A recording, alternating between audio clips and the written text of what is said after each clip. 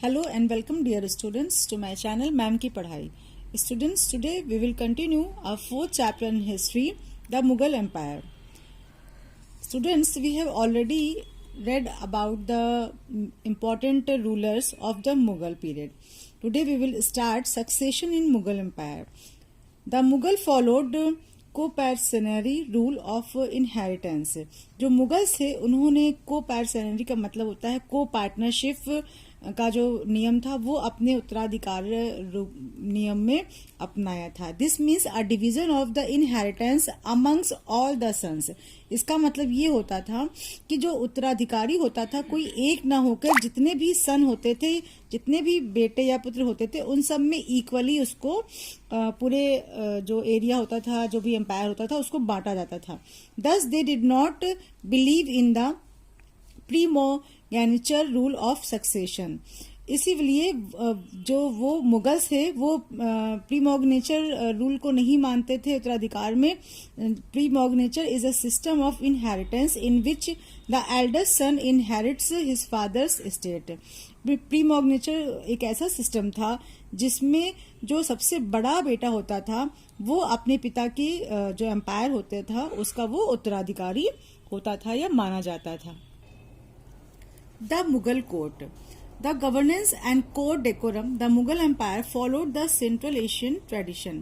जो मुगल थे वो सेंट्रल एशियन ट्रेडिशन को फॉलो करते थे, जिसमें जो कोर्ट का जो बिहेवियर था वो जैसा उन लोग फॉलो करते थे वो वैसे ही बिहेवियर फॉलो करते थे.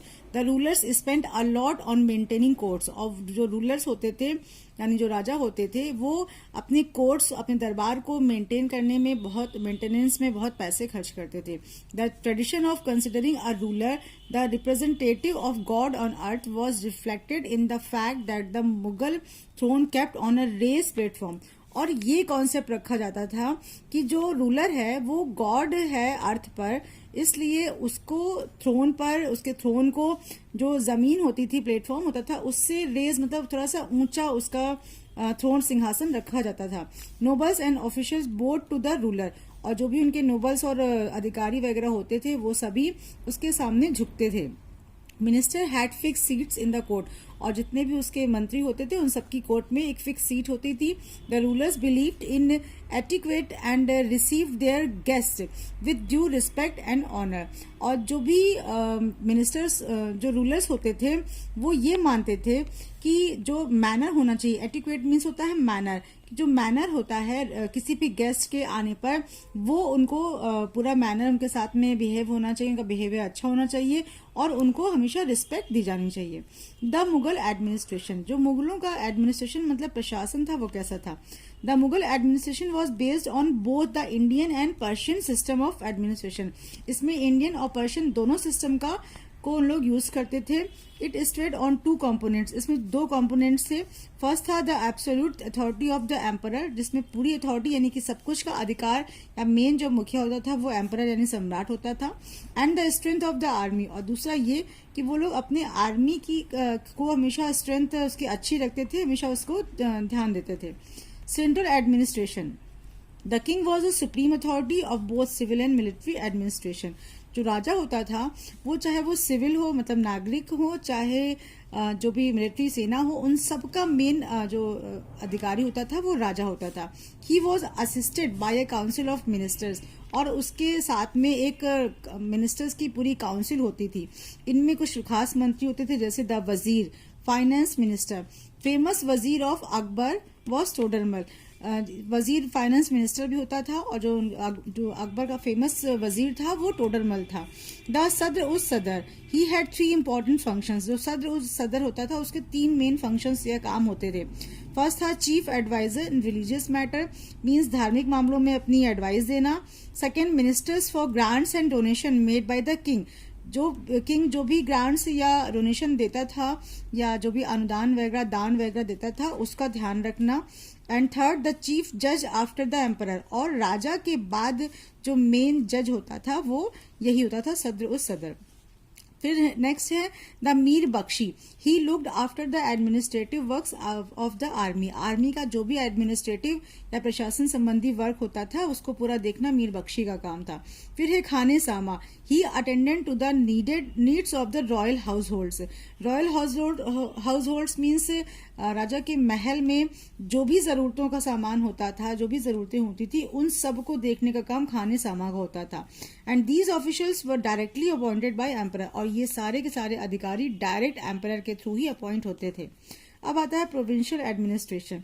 The empire was divided into सूबाज और प्रोविंसेस। जो पूरा एम्पायर होता था उसको कई सूबे या छोटे छोटे टुकड़ों में बांटा गया था।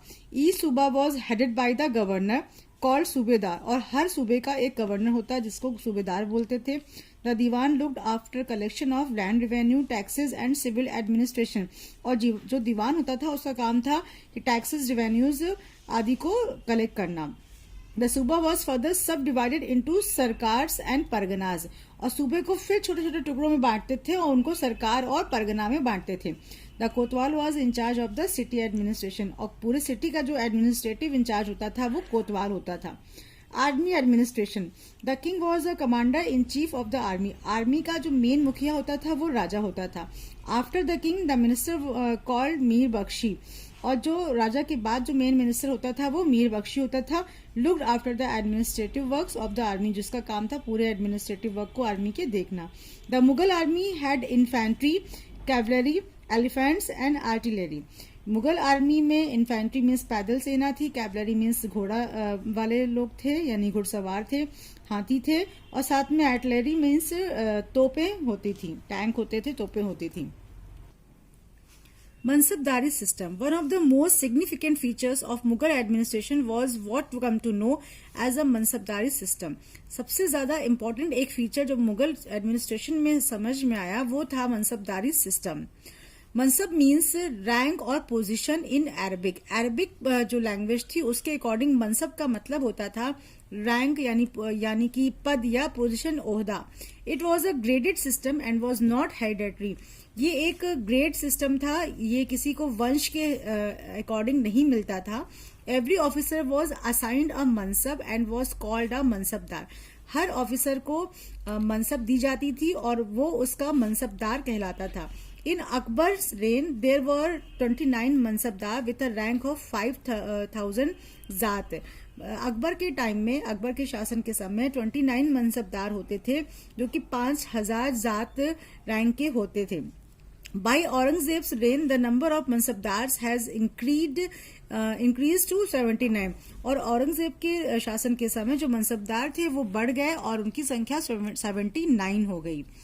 और जो ये मनसबदार होते थे ये केवल एक ही सोसाइटी से ना रख के उनको डाइवर्स बैकग्राउंड से, मतलब अलग अलग बैकग्राउंड से रखते थे, जिसमें तुरानी होते थे, ईरानी होते थे, कुछ मुस्लिम, अफगान, राजपूत, मराठे, सबको रखा जाता था। मतलब पूरे अदर ग्रुप्स ऑफ पीपल को इसमें शामिल किया जाता था जिससे कि सभी का इसमें पार्टिसिपेशन रहे।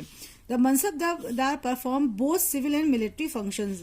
मनसबदार जो होते थे वो सिविल और मिलिट्री, मतलब सेना और नागरिक का जो आम नागरिकों का जो फंक्शन होता है उन सब में परफॉर्म करते थे। They receive their salaries generally as assignment of land called jagir, और उनकी जो सैलरी होती थी वो उनको जो जागीर मिलती थी वो उसी से ही वो कलेक्ट करते थे। And they collected it through their servants, और ये कलेक्शन वो अपने सर्वेंट्स के थ्रू करवाते थे। Agrarian relations. In land revenue administration Akbar followed the system introduced by Sher Shah. जो लैंड रेवेन्यू सिस्टम, मतलब जो लैंड का टैक्स कलेक्शन सिस्टम था, अकबर ने शेरशाह को फॉलो किया था। Akbar's revenue minister Raja Todarmal, who had also served Sher Shah, was the chief architect of his land revenue system. Akbar का जो मेन मिनिस्टर था राजा टोडरमल, जिसने खुद भी शेरशाह को सर्व किया था, उसके यहाँ काम किया था, वही मेन इस रेवेन्यू सिस्टम का चीफ आर्किटेक्ट था। The main source of income was the land. Land के थ्रू ही सबसे ज्यादा राजा को या राज्य को इनकम होती थी। The state's land was called khalisa, और जो राजा की पूरी या पूरे राज्य की जो जमीन होती थी उसे खालिसा बोलते थे। It was divided into different categories as per its produce and fertility, और इस पूरे खालिसा को उसकी प्रोड्यूस, मतलब कितना उसमें से प्रोडक्शन हो रहा है उसके अकॉर्डिंग, और फर्टिलिटी वो कितनी उपजाऊ है, इसी के अकॉर्डिंग उसको अलग अलग कैटेगरीज में बांटा गया था। 4 main categories of land were polaj, parauti, chachar and banjar. 4 इसकी कैटेगरी मेन जो थी वो पोलज, परौती, चाचर और बंजर थी। Polaj was a category of fertile land which was always cultivated. पोलज जो थी सबसे ज्यादा फर्टाइल जो लैंड होती थी वो हमेशा उसमें कल्टिवेशन होता था। Parauti was land kept fallow for 1 or 2 years to regain fertility. जो परौती होती थी उसको 1 या 2 साल के लिए फैलो मीन्स खाली छोड़ देते थे जिससे कि वो फर्टिलिटी को रीगेन कर सके। Chachar was land kept fallow for 3 to 4 years to regain fertility. चाचर वो लैंड होती थी जो कि 3 से 4 साल छोड़ी जाती थी उसकी फर्टिलिटी को रीगेन करने के लिए। एंड बंजर was the lowest quality of land which was not cultivated at all. और बंजर जो होती थी वो सबसे खराब क्वालिटी की लैंड होती थी जो कभी भी उसमें कल्टिवेशन नहीं होता था। अब बच्चों केस स्टडी में आप ये देख रहे हैं कि जलालुद्दीन मोहम्मद अकबर की एक के नाम से एक किताब लिखी गई थी, अकबरनामा एंड आईने अकबरी। तो जो ये अकबरनामा या आईने अकबरी है it was written by the Abul Fazl. इसे अबुल फजल ने लिखा था जिसे कई वॉल्यूम में बांटा गया था और इसी का ही एक वॉल्यूम है जो कि आईने अकबरी के नाम से फेमस है, जिसमें पूरा का पूरा अकबर के टाइम की सारी जो भी रिकॉर्ड्स हैं इनको बताया गया है, इसमें लिखा गया है।